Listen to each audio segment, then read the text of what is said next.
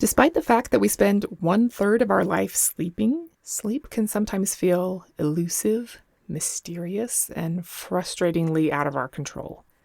If you understand the importance of sleep but just can't get yourself to sleep as well as you wish you could, understanding the 3 systems that affect sleep might help give you some ideas of ways you hadn't thought of to optimize your sleep. You're listening to the Health Courage Collective podcast, episode 221, Stop Letting Sleeplessness Age You. Welcome to the Health Courage Collective podcast, the show for women who are too busy to slog through hours of generalized, inapplicable, and often contradictory health information, but too smart to ignore that a few minutes of focused attention now can prevent years of suffering in the future. I'm your host, Christina Hackett, a pharmacist who doesn't want you to live on prescriptions, a certified coach specifically trained to maximize your potential, and a compulsive learner obsessed with preventative, cutting-edge, holistic, and integrative medicine. I'm on a mission to increase your physical and mental resilience so you can fearlessly look forward to your next 40-plus limitless years. Your time is now. Let's go. Hello, and welcome to another episode. You're so awesome for being here. I'm so happy that you're here. How is your control going? Did you do the 2-column exercise? Did it help you figure out how to stop pouring your emotional and mental energy down the drain and instead direct it toward creating something awesome? That's like you. Today, we're going to talk about some different ways to optimize your sleep. If you have insomnia, there's absolutely hope for you. You've probably heard by now that research shows that chronic insufficient sleep is associated with the development of Alzheimer's disease, and prioritizing sleep has been significantly proven to lower your Alzheimer's risk. Insufficient sleep also increases our risk of developing cancer and mood disorders. Interestingly, according to Matthew Walker, insufficient sleep doesn't just put you in a negative mood and hold it there. Rather, the underslept brain swings excessively to both extremes of emotional valence. End quote. Dr. Eve Van Cotter, PhD, calls sleep deprivation the royal route to obesity. Wow. Sleep deprivation decreases your insulin sensitivity, disrupts your hormone cycles, and depresses your brain function. In his book, Sleep Smarter, Sean Stevenson says, "The consequences of sleep deprivation aren't pretty. Try immune system failure, diabetes, cancer, obesity, depression, and memory loss, just to name a few." Most people don't realize that their continuous sleep problems are also a catalyst for the diseases and appearance issues they're struggling with. Studies have shown that just one single night of sleep deprivation can make you as insulin resistant as a type 2 diabetic. This translates directly to aging faster, decreasing libido, and storing more body fat than you want. Now stretch that over weeks, months, and even years, and you can start to see why lack of sleep can be such a huge problem. End of quote. Dr. James B. Moss said, "Do you want to be alert, dynamic, and full of energy all day long? Be in a good mood? Be productive, creative, and capable of making good decisions? Be able to express yourself, have good concentration and memory, not be unduly susceptible to disease and viral infections? In general, do you want a chance at optimal living? If so, you'll need to get optimal sleep, the amount and quality of sleep that allows you to function throughout the day without feeling drowsy. Without optimal sleep, you don't stand a chance of reaching your potential. With optimal sleep, you'll be amazed at what you can do with your newfound life." End quote. And a second quote from him says, "Based on epidemiological studies of average sleep time, millions of individuals unwittingly spend years of their life in a suboptimal state of psychological and physiological functioning, never maximizing their potential of mind or body due to their blind persistence in sleeping too little." End quote. We talk all about this in episode 49, Sleep is Not a Pillar of Health, so you can go back and listen to that one for more info about how much you sleep affects every area of your physical and mental health. It's really pretty fascinating. In his book, Matthew Walker says, Like a group of people riding stationary bikes, everyone looks like they're pedaling, but the scenery never changes. The irony that employees miss is that when you are not getting enough sleep, you work less productively and thus need to work longer to accomplish the same goal. This means you often must work longer and later, arriving home later to go to bed later, and need to wake up earlier, creating a negative feedback loop. Why try to boil a pot of water on medium heat when you could do so in half the time on high? People often tell me that they do not have enough time to sleep because they have so much work to do. Without wanting to be combative, I respond by informing them that perhaps the reason they still have so much work to do at the end of the day is precisely because they do not get enough sleep at night. End quote. So that's all great, but what if you understand the importance of sleep and how you could be way more efficient if you slept more, but you just can't? You try. You're not up watching Netflix or checking email till 2 a.m., but it physically feels like you are. You have to boil your water on medium heat, but you want to be able to boil your water on high. Then what? Ironically, an increased recognition of the importance of good sleep can sometimes lead to worse sleep. If you track your sleep, which I think is a great thing to do for most people, and your metrics are making you more stressed out and more anxious about getting a good night's sleep and more angry and frustrated when you lie awake at night, you could be making the problem worse by caring about it too much. Weird, right? Sometimes removing the sleep tracking device is the way to go. As critically important as sleep is to our longevity and health span, not to mention how we'll feel tomorrow, good sleep is tricky because it's not something that can be forced, like not even with anesthetics. There are things that will make you sleepy or unconscious, but they don't create a wonderful night of restorative sleep. So what does? Insomnia is defined as disturbed sleep that is persistent and causes other problems like daytime fatigue, mental cloudiness, mood problems, inability to perform usual activities, or worsening pain, anxiety, or depression. Insomnia is diagnosed if there are both nighttime and daytime symptoms for at least a month. Chronic insomnia is when there are both for at least 6 months. 1 in 10 adults has chronic insomnia. That's a lot. And almost all of them could fix it. What? Yeah. There's a therapy called CBTI, which stands for Cognitive Behavioral Therapy for Insomnia, that is extremely effective, like 97% success rate if you actually do it. If you are one of the 1 in 10 people with chronic insomnia, CBTI could help you. You could Google CBTI therapists near me and see what you can find. I'll put a link in the show notes for a searchable directory. It's just https://cbti.directory. That's it. It looks like there are some online providers and maybe even some online courses that could be helpful also. You just want to make sure that they are true cognitive behavioral therapy for insomnia providers. Unlike other therapy, which I honestly don't know that much about, but it seems pretty loosey-goosey. I don't know, but it seems to me that therapy could be almost anything, but CBTI is very structured. It's not up to the therapist to decide what to recommend. There's like a plan. So the key to being among the 97% of people cured of insomnia by CBTI is to do exactly what the program says to do, exactly the way it says to do it. I'm confident you would get good results working with an accredited provider. If you're looking for a DIY approach, there's a book called Quiet Your Mind and Get to Sleep by Colleen Carney and Rachel Manber.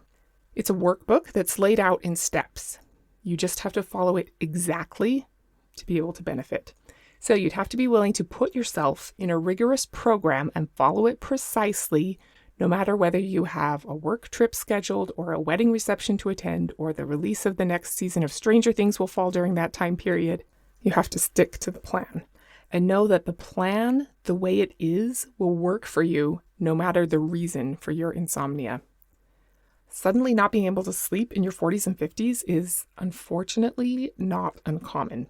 As our hormones change, the somewhat still mysterious process in our brains often change so that many of us don't sleep as well as we used to. Oftentimes, getting your hormones regulated and or replaced can help immensely with this. Doubling down on all of your sleep hygiene practices is also important and helpful. If you occasionally have a poor night of sleep, that's not the same thing as chronic insomnia, so it doesn't need to be treated the same way. You also want to consider whether you could possibly have sleep apnea or restless leg syndrome. Those have very different treatments. There was an interesting study done in a sleep lab in 1996 with 10 people with insomnia and 10 people without insomnia. The ones with insomnia were simply monitored. The ones without insomnia were woken up whenever the person with insomnia they were matched to was awake. So they got the exact same amount of sleep as the people with insomnia.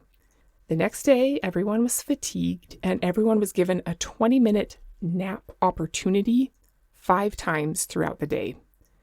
Their brains were monitored, and the normal sleepers who were sleep deprived fell asleep pretty quickly for the nap, but the insomnia patients did not. This study concluded that while both groups were very fatigued, artificially induced sleep deprivation is fundamentally different from the experience of sleep deprivation inherent in insomnia. Insomnia often results in fatigue, but not sleepiness. They want to sleep, but they can't. Sleep deprivation leads to sleepiness. Different things happen in the brains of people with insomnia than people without insomnia who just had a poor night or two of sleep. People with insomnia are often very fatigued, but not often actually sleepy. People with insomnia are more likely to have more anxious thoughts and negative emotions just before falling asleep and right after waking up than people without insomnia. People with insomnia also have higher metabolic levels during the day and at night, and their brain waves during sleep have higher frequency activity than those of good sleepers. So people with insomnia are more physically activated on a cellular level, but we don't know if that's what's causing the insomnia or if it's an effect of the insomnia. But we do know that it's not just a matter of people with insomnia having some kind of, quote, chemical imbalance that needs to be fixed with drugs. Which is encouraging because even if you have different things going on in your brain from chronic insomnia, you can be cured through the behavioral interventions of cognitive behavioral therapy for insomnia. The main aha moment or insight I got from learning about CBTI and reading the book is that there are 3 different angles to approach remedying sleep problems from. They are very clear that there are 2 systems, and I'm not any kind of CBTI expert, so I definitely should not be changing what the experts say. But I am. So feel free to ignore the way I think about it and just believe that there are the 2 avenues.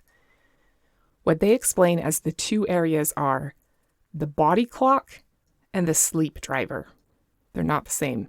Most of the things I've heard for improving sleep, the sleep hygiene practices, if you will, have to do with what they call the body clock. It's your circadian rhythm. Hugely important. Your body is naturally optimized to operate in an almost 24-hour cycle. They say it gets slightly off the 24-hour clock slowly, like a clock that loses a second every hour. Eventually it gets off time, but takes a long time. I didn't know that, but anyway. There are lots of things you can and should do to set your body clock up for success. The one with the biggest effect is proper timing of sunlight exposure. Getting early exposure to sunlight every morning is good for your body clock and tends to encourage your body to want to go to bed earlier at night. Late exposure to sunlight encourages a later bedtime, and exposure to bright artificial lights after the sun goes down messes up your brain. Getting out of bed at the exact same time every day is also a very beneficial thing to do for your circadian rhythm. Altering your wake and sleep times by an hour or more gives you symptoms of jet lag. The book cites an interesting study that showed that doing everything you normally do during the day at the same time every day results in significantly more sleep, more energy during the day, and less depression. Interesting, right? Everything like wake up time, meal times, exercise time, socializing time, working time. The more consistent you are, the better your body clock system works with you to help you sleep at night, especially with light exposure. Other sleep hygiene stuff like making sure your room is the optimal sleeping temperature, your core body temperature is able to drop, there are no lights at all in the room like from alarm clocks or anything, and no sounds or only white noise all have to do with your body clock as well, and it's important. What I hadn't really appreciated was the other system, which they call the sleep driver system. This is different than your body clock system. Some things promote alertness and some things promote sleep, obviously. My kids are familiar with me talking about how much adenosine pressure I'm experiencing. We had one vacation where we all kept bringing up adenosine pressure over and over, and it was driving my husband nuts. Anyway, I'm sure you're familiar with the feeling of adenosine pressure, that drive to close your eyes and just go to sleep. Maybe you're like me, and anytime you try to spend some quality family time together, you get overwhelmed by sleep pressure. Mostly with movies, and mostly because my kids are 3 teenage boys who sleep late if given the chance and aren't tired at 9:30 p.m. whatsoever, like their mother is. As it should be, I suppose. But anyway, the sleep driver system is an often overlooked component in mainstream advice about improving your sleep. They talk a lot about it in the book, so check that out if you try to do all the things for your body clock and you're still not able to sleep well. The goal of CBTI is to create the conditions for your body to produce quality sleep. They make the point that 6 hours of high-quality sleep is more restorative than 9 hours of light-interrupted, fitful sleep. Many of the things people with insomnia do in the name of trying to get more sleep actually interfere with their sleep driver system. Spending more time in bed not sleeping, going to bed before they're drowsy, staying in bed after they wake up in the morning, etc. When you're in the treatment period of CBTI, you do some exercises to calculate how much sleep your body is currently able to produce. This is not how much sleep you want to get, but how much sleep you are actually in reality able to generate right now. Then you take your wake time for whatever you need to do to wake up to have a productive day, and from there you work back to calculate your bedtime. And you do not go to bed before your bedtime. It can be a little miserable and somewhat counterintuitive to have to force yourself to stay awake at night to fix your problems with not sleeping, but it actually works. There's a whole method to how to do it correctly, but the idea is that you force yourself to stick to a schedule that gradually produces more and more quality sleep week by week until you're in the habit of going to bed at your optimal bedtime and falling asleep and staying asleep and getting up when it's your wake time. Presto changeo, you become a good sleeper. Amazing. There is, of course, much more to it than that, but that is the gist of the sleep driver system. You don't spend more time in bed than you are able to sleep. You don't alleviate the buildup of sleep pressure, like with a nap during the day when you're tired. You don't fall asleep on the couch. You don't do any wakeful activities in bed. You don't go to bed before you're sleepy or stay in bed after you wake up in the morning. Spending more time in bed awake tells your sleep driver system that less sleep is needed. This is all if you have insomnia and need to calibrate your sleep driver system. If, like me, you have a highly functional sleep driver system, you don't have to do this stuff to be able to sleep well. There's a whole section of CBTI that focuses on what to do when you wake up during the night. Basically, if you wake up and stare at the ceiling every single night, you're supposed to leave the bedroom and do something mildly enjoyable but not arousing and not something you look forward to. The book has a worksheet to make a plan for what that will be for you. An okay book or reruns of a mellow TV show you've already seen before are examples. The point is not to stay in bed for hours if you're not sleeping and you have insomnia. If it's a one-off occurrence and you don't have insomnia, that's up to you. There is a lot of other useful information in the book that is necessary for most people with insomnia. So they say there are just those 2 issues, the body clock and the sleep driver system, but what I think is the third lever to pull in the sleep problem solution is an overactive mind. There are lots of helpful resources in the book and in CBTI for this. I think it should be thought of as the third component. They make the point over and over and over that you can't force your body to sleep. It's not possible. And you need all 3 of these systems in check to be able to have optimal conditions for your body to sleep on its own. One of the interesting mind exercises that I think is really useful is an exercise where you one by one dismantle your unhelpful thoughts about sleep. A lot of people can't sleep because they're so worried about not being able to sleep, and they catastrophize how bad not sleeping is going to be for their life. So changing those thoughts can be very beneficial, and they have a section in the workbook to work on that. There are also ways to deal with anxiety by performing progressive muscle relaxation or cognitive distraction. You can reduce worry thoughts at night by having scheduled worry time and a constructive worry list.